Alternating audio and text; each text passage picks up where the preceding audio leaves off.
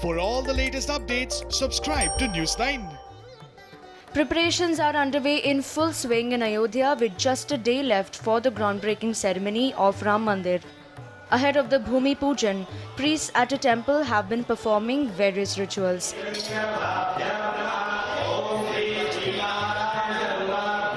Hectic rituals are being performed by priests in Ayodhya.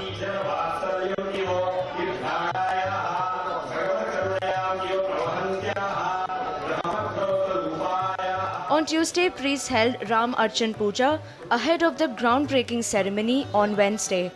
Ram Archan Puja was held at the Ram Janmabhoomi complex in Ayodhya. It is believed that Lord Ram will be pleased through Ram Archan Puja. रामार्चा पूजन जो है हमारे यहाँ वैष्णवाराधन में, वैष्णवों के यहाँ जहाँ श्री राम ही परम परमेश्वर परमात्मा हैं, उनके यहाँ रामार्चा पूजन का विशेष जो भविष्योत्तर खंड है उससे लिया गया है। Ram Archan Puja is usually held in 4 phases. During the ritual, special puja will be performed for those who helped Lord Ram during the epic war against Ravan. इस 4 आवरण में विशेष पूजन होगा।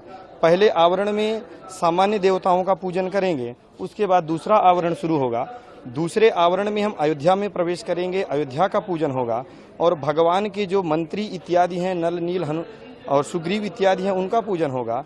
तीसरे चरण में दशरथ जी का सपत्नीक पूजन होगा और फिर तीनों भाइयों का पूजन होगा। भरत जी हैं, लक्ष्मण जी हैं, शत्रुघ्न जी हैं, इनका सपत्नीक पूजन होगा।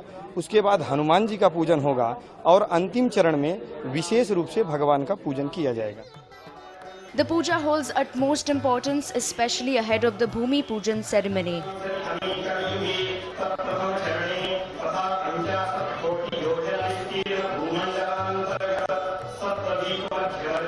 The Ram Archan Puja is usually held a day after Ganesh Puja.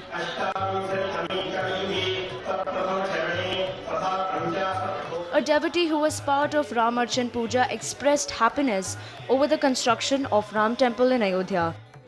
जी, राम जी की बहुत बड़ी कृपा है, बड़ों का आशीर्वाद है कि आज मनुष्य योनि में इतना बड़ा कार्य करने को मिल रहा है। रोम रोम में आनंद का अनुभव हो रहा है।